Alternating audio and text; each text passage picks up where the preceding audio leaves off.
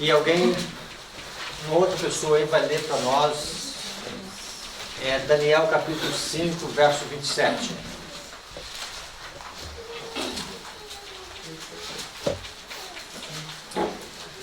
Alguém achou Apocalipse capítulo 3, verso 14?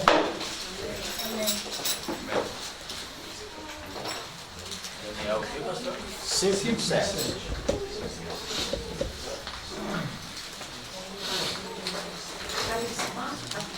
3, 14.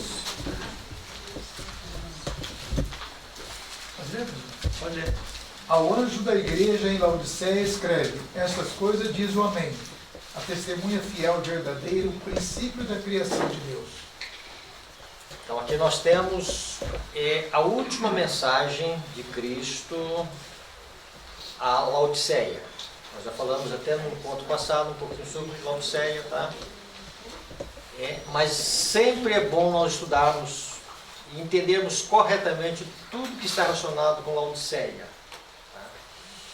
Então a primeira coisa é entender aqui, Jesus dirige uma carta à sua igreja, a igreja do final. E aqui nós podemos dizer que nós somos o povo do juízo. Nós somos o povo do julgamento.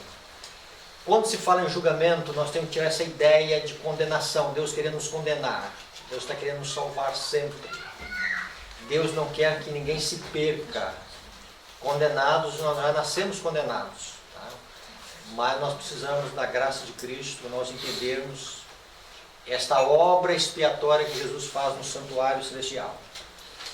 E é bom nós estudarmos as coisas relacionadas ao santuário celestial. Então nós temos que entender sempre Laodiceia em relação ao santuário celestial. Diz que o Senhor é o Deus da sabedoria e por ele são as obras pesadas na balança. Os homens de classe baixa são vaidade e os homens de ordem elevada são mentira. Pesados em balanças. Eles juntos são mais leves do que a vaidade. Né? São os conceitos bíblicos aqui. Tá? Um está em 1 Samuel 2, 3, o outro está em Salmo 62, 9. Tu retamente pesas o andar do justo.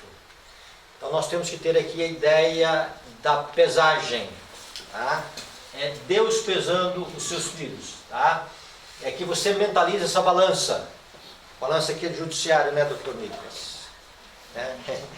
Essa balança aqui é do santo, a ideia de juízo, né? Julgamento, né? Então, uma balança com dois pratos. Tá?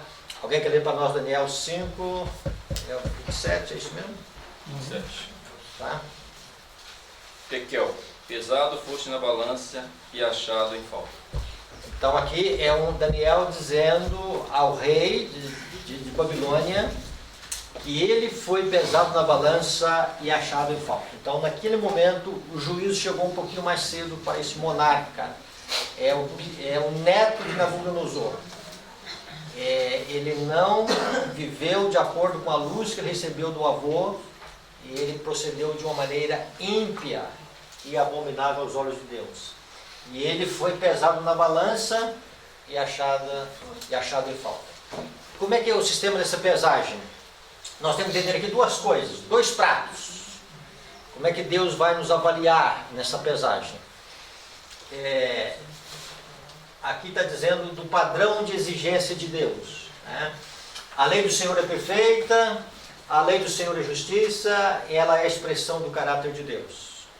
Então Deus vai nos pesar. Num prato Deus coloca a sua santa lei. A lei de Deus, ela expressa o pensamento de Deus. Como é que Deus pensa? Como é que Deus pensa corretamente? Tá? Então esse padrão está na sua lei. Os 10 mandamentos. E os 10 mandamentos, ele tem duas vertentes para nós. Ele tem o não e ele tem o sim. Não faças o mal. Mas ele tem o sim, faças o bem. E aqui alguém colocou aqui a questão da chuva temporã e da chuva serôdia. A chuva temporã, a obra de Deus nessa vida é que o seu povo cesse de fazer o mal. E o que é a chuva serôdia? Que o seu povo só faça o bem. Aonde está o amor, está o bem. No bem só existe o amor e no amor só existe o bem. Isso faz parte da expressão do caráter de Deus, ou do próprio Deus, que Deus é amor. E nós não podemos relacionar com Deus sem relacionar com o amor. Então, os irmãos agora começam a entender essas duas dimensões, chuva temporã e chuva serôdia. A obra de Cristo em nossa vida, através do ministério do Espírito Santo. Então, quando a chuva serôdia cair sobre o povo de Deus, a lei de Deus vai estar corretamente na história e na vida pessoal do povo de Deus. Porque vai estar impresso o caráter de Deus, ou a semelhança do caráter de Deus, ou a semelhança do caráter de Jesus em nós. Tá? Então vamos cada dia entendendo isso na sua abrangência. Tá? Deus requer dos seus filhos perfeição. Sua lei é um transcrito de seu caráter e é o padrão de todo caráter. Então Deus vai avaliar os cidadãos do seu reino, e todo cidadão do seu reino, ou melhor dizendo ainda, ampliando mais ainda, todo herdeiro, todo aquele que vai fazer parte da herança agora da eternidade, ele tem que ter esse caráter que foi verificado, e esse caráter está em harmonia com a lei de Deus. Então, num prato, Deus coloca a sua lei. E no outro prato, Deus coloca a nossa vida. Se há uma defasagem, pesado foste na balança e achado em falta. Deu para entender isso? É simples. Entendeu? Então Deus pesa. Então nós temos que entender agora o santuário, nós temos que entender agora o julgamento de Deus, nós temos que entender agora esta imagem da balança, né? Deus pesando o seu povo, Deus avaliando o seu povo, e Deus dando uma satisfação para o universo daqueles que vão herdar a vida eterna e daqueles que não vão herdar a vida eterna. E mais do que isso, irmãos, tá? Lembrando que sempre o juízo investigativo, Deus trata do seu povo, daqueles que professam servir a Deus, daqueles que aceitam o ministério de Cristo, daqueles que fazem parte do seu povo. O julgamento dos ímpios, ele é posterior. Tá? Ele acontece no milênio e a execução após o milênio. Deus trata no juízo investigativo somente dos seus. Quais são os seus que farão parte da eternidade? Quais serão os escolhidos? E os escolhidos, ou os eleitos, que é a mesma coisa, tá? Eles são pesados na balança, e se há um equilíbrio entre as duas coisas, eles são aceitos dentro do tribunal divino. Vamos analisar isso aqui um pouquinho mais abrangente, tá? Esse aqui no notebook saiu de um jeito, na tela aqui saiu de outro jeito, tá? Mas vamos lá. A lei de Deus é posta em um prato da balança, sua santa e imutável lei, cujas reivindicações são especificadas, compreendendo nos 4 primeiros mandamentos, amor supremo a Deus, e nos 6 últimos, amor ao próximo. Amarás o Senhor teu Deus de todo o teu coração, e ao próximo como a ti mesmo. Desta norma não tiraremos um ato. Deus requer todo o coração, mente, alma e forças, e quer que amemos ao próximo como a nós mesmos. Isso é posto no prato da balança, ao passo que todo o caráter individual tem de passar pela prova da pesagem, sendo posto num outro prato da balança. Então é o seguinte, irmãos, né? Então Deus coloca aqui a sua santa lei, e a sua santa lei pede amar a Deus de todo o teu coração, de toda a tua alma, de todo o teu entendimento, de todas as tuas forças, e o próximo como a ti mesmo. Né? Só para a gente entender um pouquinho, né? Então, eu amar o próximo como eu amo a mim mesmo. Eu não posso amar mais o próximo do que a mim. Entendeu? E eu não posso amar mais a mim do que o próximo. Então tem que estar 50%, né? E a grande pergunta é, como nós temos amado o próximo? E a maneira como nós temos amado o próximo é o termômetro do nosso relacionamento com Deus. Porque o próximo nós vemos. Nós relacionamos com ele mais diretamente. Então, a prova do caráter também ela está no relacionamento com o próximo. É quando a graça de Deus trabalha em nosso coração, irmãos, né? Então, a mensagem de João Batista é: se você tem duas camisas, não é pegar a que você não usa no guarda-roupa e dar para o pobre. É dar uma para o pobre e ficar com a outra, né? Meio a meio, né? 50%, né? Quando Zaqueu ele tem aquele encontro com Cristo, né? E ele vai dizer: Senhor Rei, eu decido, eu coloco agora a minha vontade ao teu lado. Olha aqui novamente a vontade, né?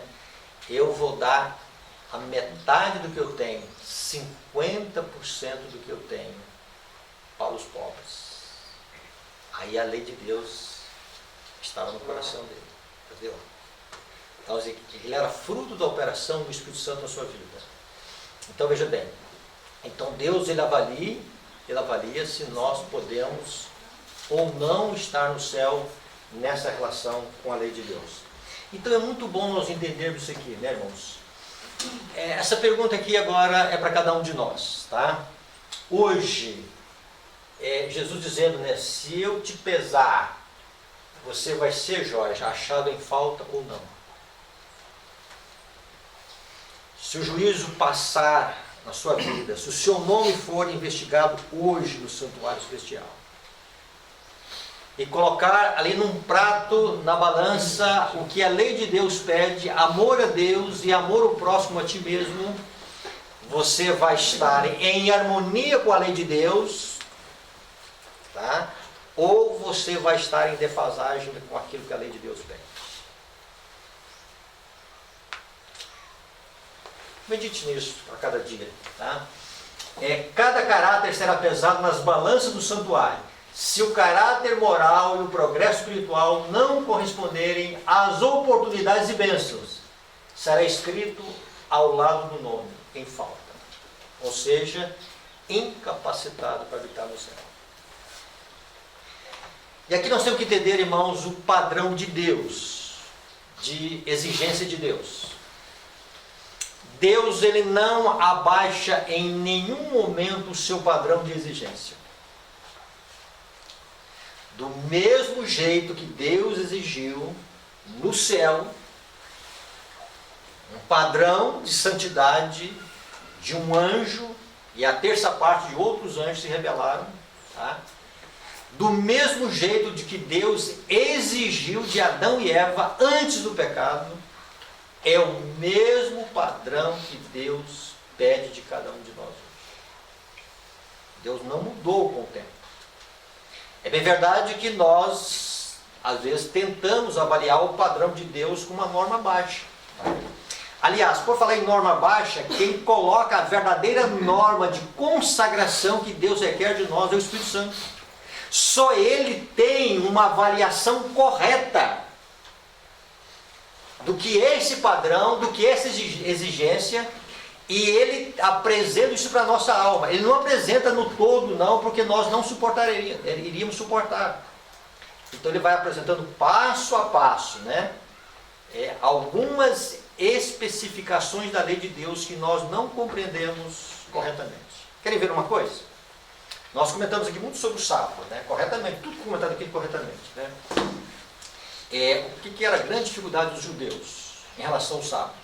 Eles não tinham dificuldades em aceitar o sábado como o sábado da lei de Deus. Eles não tinham dificuldades com Gênesis 2, 1 a 3, eles não tinham essa dificuldade, tá? Eles não tinham dificuldades com defender isso para o mundo, eles não tinham essa dificuldade. Às vezes eles criavam algumas dificuldades lá em termos de algumas regras humanas, mas fora disto eles eram muito zelosos com o sábado, tá? Havia alguns exageros, tá? Mas em alguns aspectos nós temos até que entenderam corretamente como eles tinham um zelo pelo sábado. Mas aonde estava a grande dificuldade que eles tinham em relação ao sábado? Então eles tinham uma dificuldade com a justiça de Cristo. Então o padrão de justiça que a lei de Deus exige, Deus então enviou o seu Filho, ele assumiu a natureza humana e Deus apresentou para eles um padrão de justiça. Olha, o padrão de justiça que a lei de Deus pede, vocês agora têm de uma forma pessoal. E eles olharam para esse padrão de justiça e eles rejeitaram esse padrão de justiça. E estabeleceram o próprio padrão que eles queriam estabelecer. E algumas coisas tiveram deturpações. Tá? E a gente olha as deturpações deles assim, em termos de regras, né, humanas. Mas vamos esquecer um pouquinho essas deturpações. Vamos entender aqui aonde estava a maior dificuldade em relação ao sábado.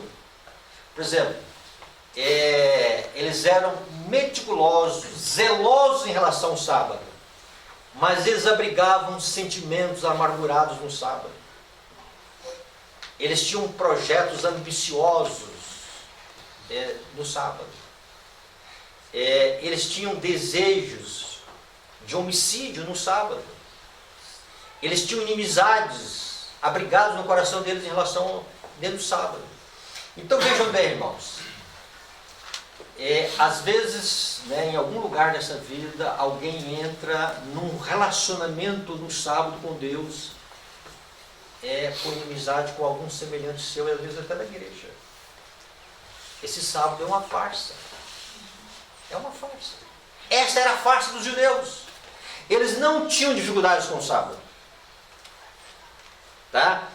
Mas na vida e no caráter, a graça de Cristo não operava na vida deles. Porque eles estabeleceram a própria justiça que eles entendiam que era a justiça que eles tinham com a lei de Deus. E quando então veio a justiça de Deus, que eles não conseguiam encontrar na lei, eles rejeitaram a justiça e estabeleceram a sua própria justiça. Então, muitas das coisas, eles viveram uma farsa. Tá? E esse tipo de comportamento deles era valorizado perante o mundo judeu, daquela época, perante os próprios apóstolos de Jesus. E Jesus tinha sérias dificuldades com isso, né? Porque eles eram vistos como zelosos da lei, guardadores da lei. E então Jesus veio trabalhando no sentido de que eles precisavam entender que para que a lei de Deus esteja no lugar correto, nós precisamos da justiça de Cristo. E agora, quando nós vamos para Laodiceia, vamos voltar a Laodiceia. A história dos judeus é a nossa história. Tá? A história dos judeus é a nossa história. Onde estava a dificuldade dos judeus? Tá? Então vejam bem, vamos entender alguma coisa aqui em Laodiceia. Laodiceia no capítulo 3, no verso 15 agora. Nós vamos ver. Então Deus está pesando o seu povo, Deus está, vamos dizer, adiando a pesagem nossa, tá? E Deus não quer que ninguém seja pesado, encontrado em falta, mas no entanto, Laodiceia tem uma dificuldade. E essa dificuldade, ela expressa no verso 17. Entre as muitas dificuldades, vamos concentrar numa aqui. Pois dizes, estou rico e abastado e não preciso de quê? Coisa alguma. Alguém vai dizer nesta manhã, mas Senhor, eu nunca disse isso na igreja. Até eu reconheço que em algum momento eu falo que eu preciso de algo que eu não tenho. Mas quando Jesus olha para a nossa condição, para o nosso estado, como foi mencionado aqui nessa manhã, tá? Ele está dizendo, a tua vida, Jorge, do jeito que você procede na vida, você procede como se você estivesse dizendo, rico estou e eu não preciso de coisa alguma. eu estou cheio, eu estou completo.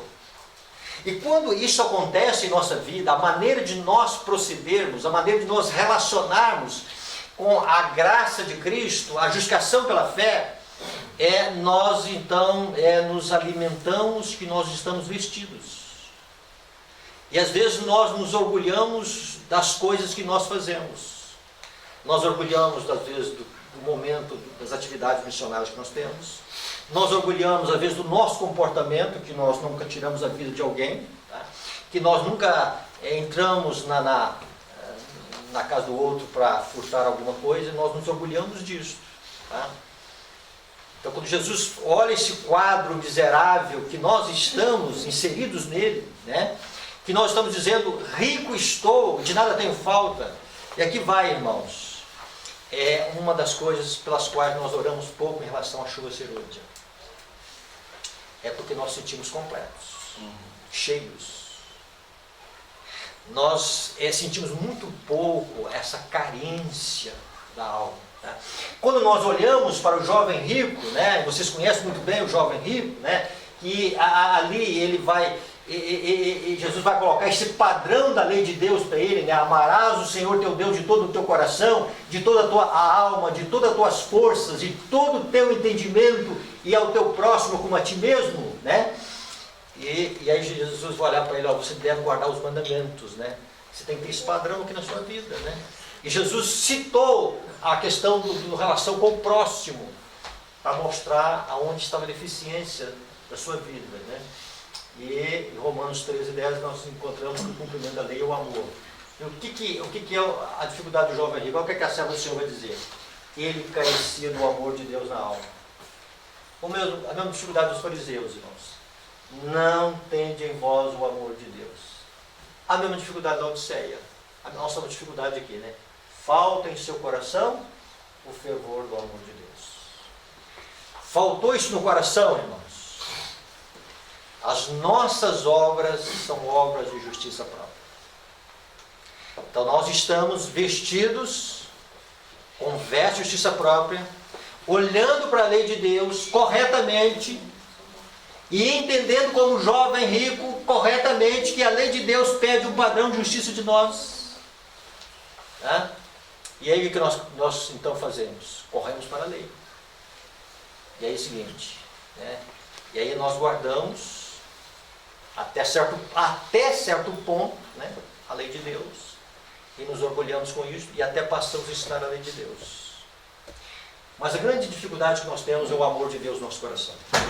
E é este amor de Deus que vai dar quentura às obras. É este amor de Deus que vai fazer com que as nossas obras sejam obras quentes. E o que são obras frias? São obras da carne. E o que são obras mornas? São obras de justiça produzidas por nós mesmos, né? Uma obediência sem o impulso do Espírito Santo agindo em nosso coração. Por isso que Jesus está batendo a porta dos laodiceanos. E quando a chuva serôdia cair sobre o povo de Deus, significa que Jesus conseguiu uma entrada plena no coração dos seus filhos. E significa que tudo que vai girar em torno da nossa vida será fruto da graça de Deus operando em nossa vida. Amém? Aí nós vamos amar, irmãos, como Jesus amou. Nós vamos ter uma paz que nós nunca tivemos na vida. Nós vamos ter uma alegria que nós nunca tivemos na vida. O povo de Deus vai receber a chuva serôdia desprovido de bens materiais.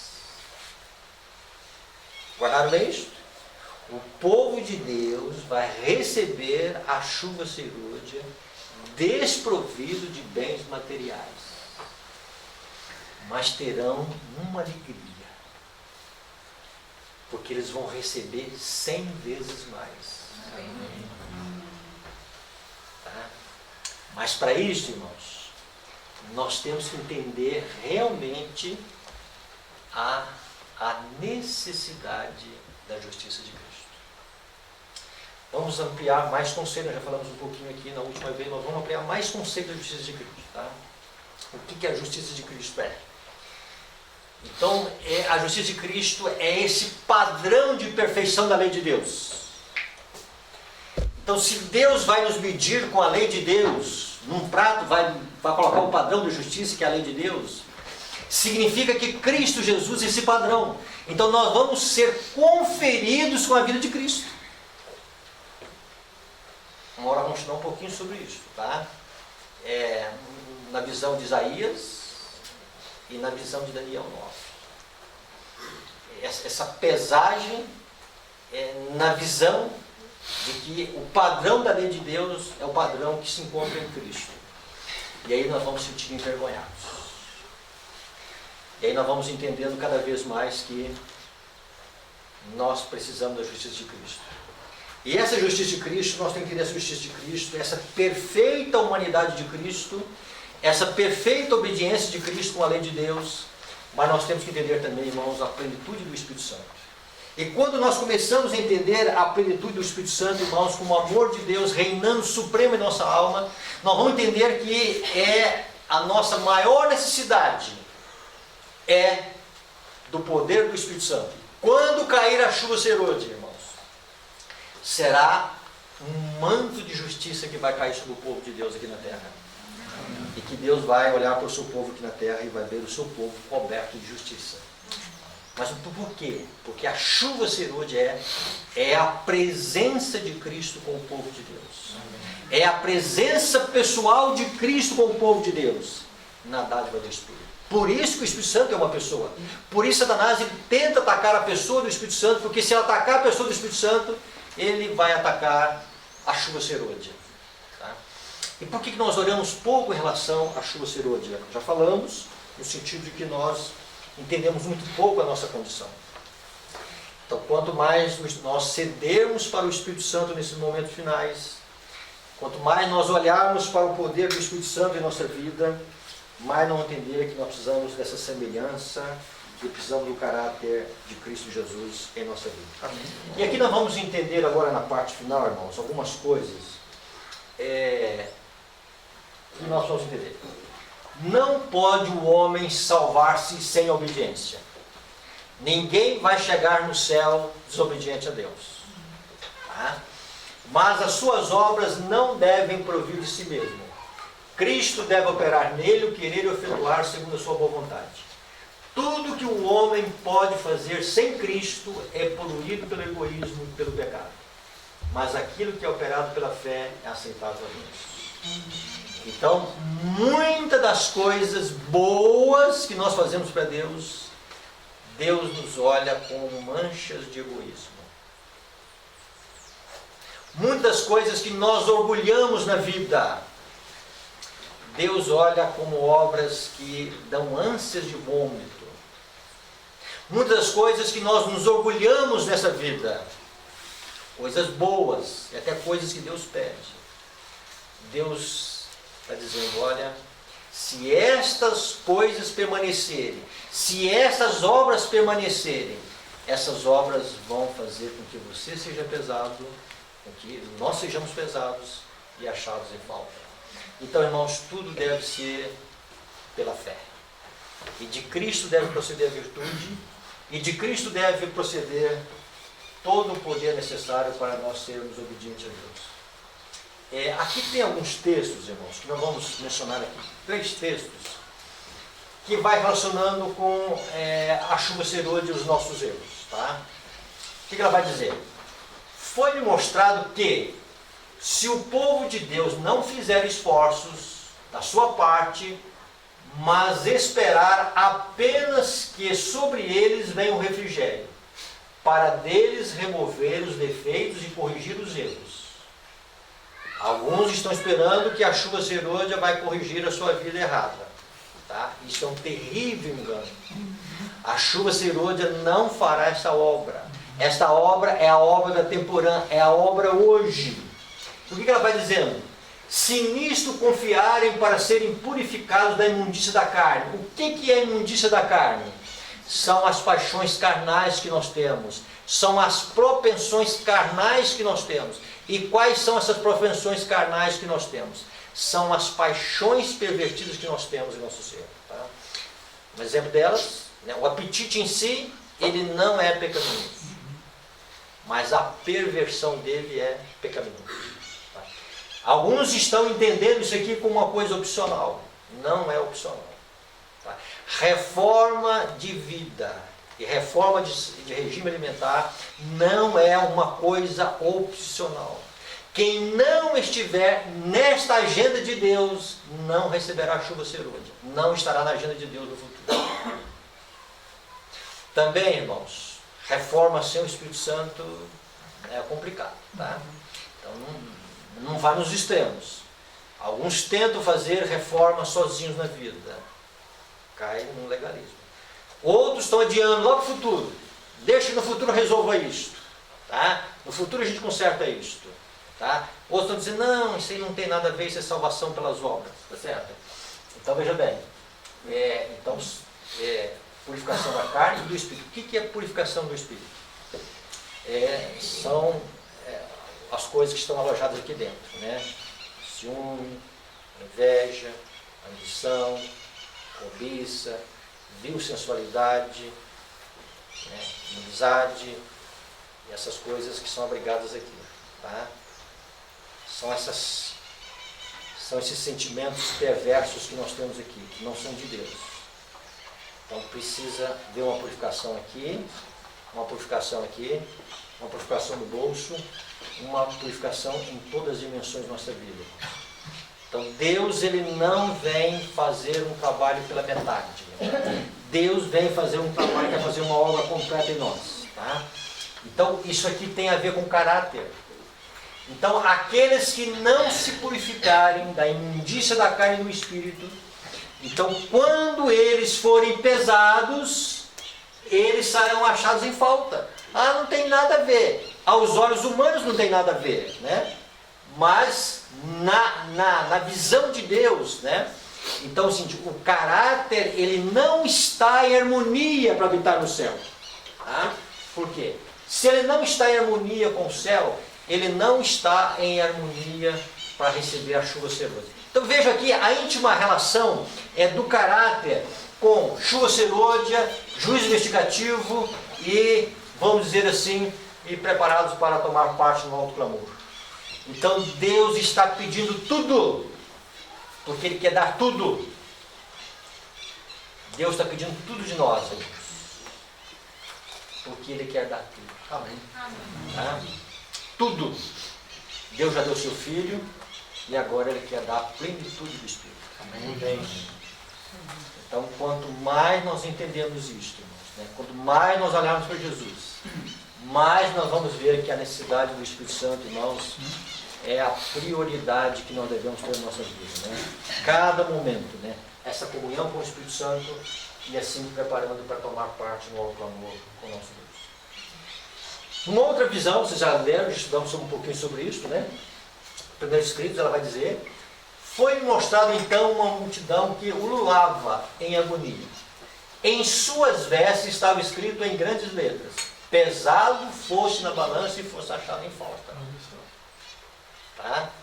Então imagine agora pessoas com vestes e uma escrita na veste, né? Pesado foste na balança e achado em falta. O anjo disse: estes são os que já guardaram o sábado e o abandonaram. Ouvimos clamar com grande voz, acreditávamos em tua vinda e a ensinamos com ardor. Irmão, isso aqui não eram adventistas frios, não. Tá?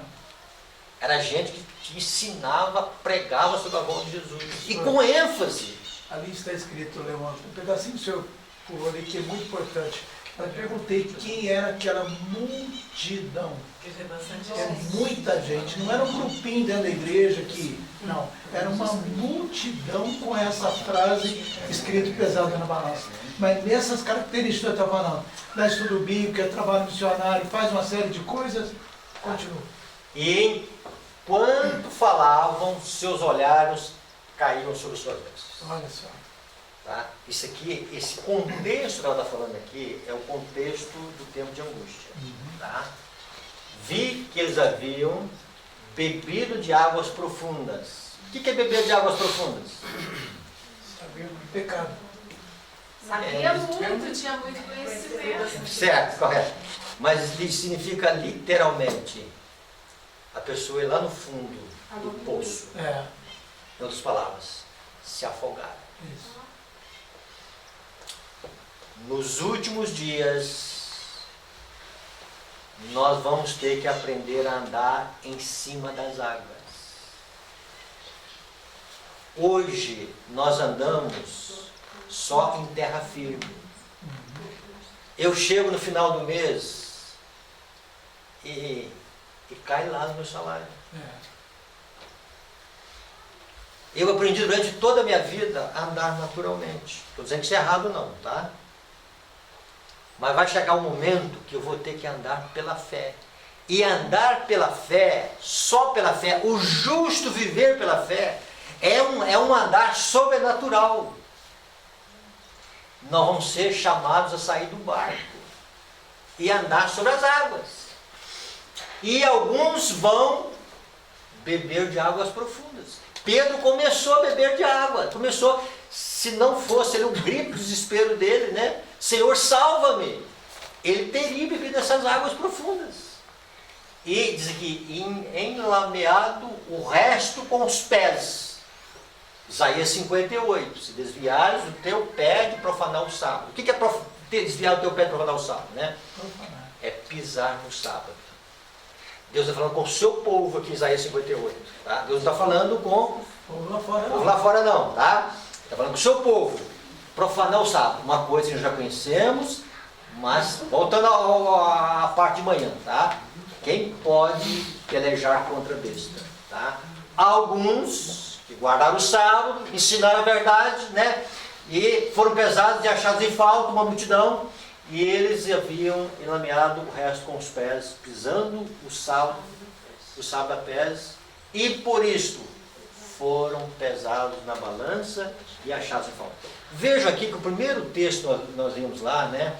Como que ela relacionou chuva ser hoje a ser pesado e achado em falta com a reforma de vida que Deus pede de nós hoje. Agora ela está relacionando as vestes do caráter com foram pesados na balança, achados em falta, e vamos dizer assim, são aqueles que no momento final eles não resistiram à besta. Por que eles não resistiram à besta? Não se uniram a Cristo, não corrigiram seus defeitos. Já explicamos isso aqui algumas vezes, irmãos, né? O decreto dominical vai mexer com toda a minha estrutura de vida. Meu emprego, minhas posses, minha família, tudo na minha vida. Tá? E aí veja bem, como eu estou disposto a pagar um preço. Tá? E por isso foram pesados na balança e achados em falta.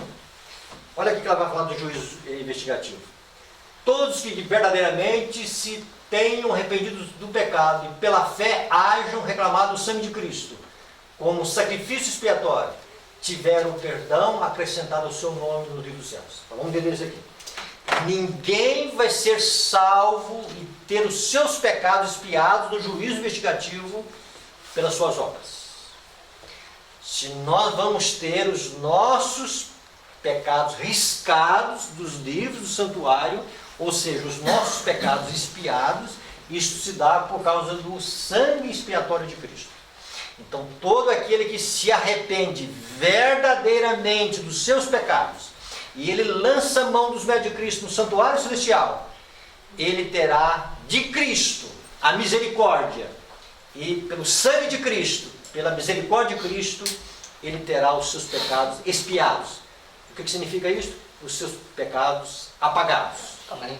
Mas para isto, a obra do Espírito Santo precisa provocar um arrependimento. Ah, Pai, perdoa os meus pecados. É importante isso, mas isso é válido. Isso não é arrependimento. Então nós precisamos do Espírito Santo, ele atuar em nossa mente, para ele definir nossa vida. O que é pecado? Ah, eu sei que é pecado. Nós sabemos vagamente, irmãos, o que é pecado. À luz do Espírito Santo, nós vamos entendendo as nossas fraquezas. Nós vamos entendendo aonde nós estamos em falta com a lei de Deus. E o Espírito Santo vai corrigindo isso, tá certo? Ele vai nos apontando para Cristo, a justiça de Cristo. Só tem um caminho de eu chegar no céu, olhando para Cristo, a justiça de Cristo. Só tem uma maneira de eu alcançar vitória sobre as dificuldades que eu tenho nesse mundo aqui, olhando para Cristo. Cristo. E o Espírito Santo vai sempre apontar para Cristo. Ele sempre vai pegar o que é de Cristo e vai mostrar para nós. E toda vez que ele mostra o que é de Cristo para nós, nós vamos vendo sempre deficiência aqui. E toda vez que nós vemos deficiência aqui, né, em vez de nós ficarmos assim, ele vai nos impelir para a gente ir a Cristo e confessar: Senhor, pequei contra ti. Senhor, não tem como alcançar o céu. Preciso da tua justiça. Preciso desse padrão perfeito que o Senhor tem. E quanto mais a gente olha para esse padrão perfeito da lei de Deus que está em Cristo, irmãos, maior é a admiração por Cristo. E a chuva serôdia será o resultado de nós termos cada vez mais uma apreciação por Cristo Jesus. Não é simplesmente, o Senhor tem que orar mais pela chuva serôdia. Sim, nós vamos na nossa vaga ideia da chuva serôdia, na nossa vaga maneira da chuva serôdia, nós vamos entendendo a importância do Espírito Santo. E quanto mais nós entendermos o ministério do Espírito Santo, quanto mais nós entendemos a importância do Espírito Santo, maior vai ser a visão de Cristo. E quanto maior vai ser a visão de Cristo, maior vai ser o sentido da nossa pecaminosidade. E quanto maior o sentido da nossa pecaminosidade, mais nossos olhos vão voltar para o santuário na misericórdia de Cristo. E quanto mais nós voltarmos para a misericórdia de Cristo, mais nós vamos compreender do amor de Cristo. E quanto mais nós olharmos para Jesus, irmãos, mais nós vamos entender: preciso ter semelhança com Ele. E aí o Espírito Santo vai colocar em nós fome e sede de justiça. Amém. Fome e sede de Deus vivo. O que é fome e sede do Deus vivo? Fome e sede de Cristo. Desejo de Cristo. Então a chuva serôdia, irmãos, ela é isso na nossa vida.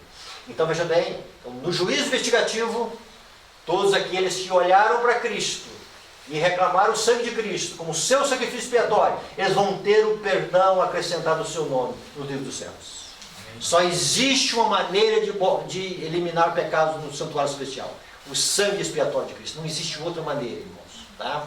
Não existe outra maneira. Tudo que o ser humano fizer, nada pode apagar esses pecados, a não ser o sangue de Cristo. Então, essa justiça de Cristo, a perfeita humanidade de Cristo e a penalidade da lei de Deus, Cristo a tomou sobre si. Então, por isso ele pode reclamar diante do Pai e interceder por nós. Mas vejam bem, tornando-se eles participando da justiça de Cristo e verificando estar o seu caráter em harmonia com a lei de Deus. Então aqui os céus, irmãos, os anjos celestiais vão verificar se esse caráter está em harmonia com a lei de Deus. Seus pecados serão riscados e eles próprios havidos por dignos da vida eterna. Então, irmãos, tem uma verificação. Os anjos de Deus vão verificar. Senão, vai acontecer o seguinte: porque Satanás ele vai acusando, ele lança perante o universo. Está vendo? Olha lá, que está dizendo que é o meu filho de Deus. Olha o que ele está fazendo. Ele está fazendo as minhas obras. Olha como é que ele é ciumento. Olha como é que ele é ambicioso. Olha como é que ele vive. Como é que ele vai entrar no céu? E eu fui expulso de lá. Então Deus não deixará manchas no julgamento. Então, vai se verificar se o caráter está em harmonia com a lei de Deus. Então, este arrependimento aqui, esta vida que se volta para Cristo, irmãos, ela resulta numa contemplação e transformação da vida à semelhança de Cristo. Então, cada vez o pecado vai sendo eliminado da vida por causa de Cristo, da sua justiça. E acho que o último verso aqui: os que estiverem vivendo sobre a terra, quando a intercessão de Cristo cessar no santuário celestial, deverão ser mediador, estar em pé na presença do Deus Santo. Suas vestes devem estar imaculadas. O que são vestes imaculadas? Vestes sem a mancha do pecado. No caráter. Então veja bem, o caráter liberto de pecado, pelo sangue da expressão. Então a graça de Cristo trabalha para que nós chegamos até o santuário reclamando o perdão de Cristo, misericórdia de Cristo pelos nossos defeitos de caráter, e a graça de Cristo trabalha também para que nós estejamos corrigindo esses defeitos de caráter. São por esses defeitos de caráter, irmãos, que geram pecados. Então, a produção de pecado é por onde nós temos defeitos que Satanás consegue para nós alojar as suas tentações. Talvez se ele convidar alguém aqui para uma balada, ele nem vai fazer isso. Enfim, talvez vai. Mas para uma maledicência ele consegue. Mas ele consegue. Aonde eu tenho fraquezas. Aonde eu tenho algumas coisas que é semelhante não, é dele, é atributo dele. Entendeu? Então ele trabalha em cima daquilo que ele consegue, né? Alojar as suas tentações. Tá? No caso de Cristo, Cristo não tinha essas propensões pecaminosas que nós temos.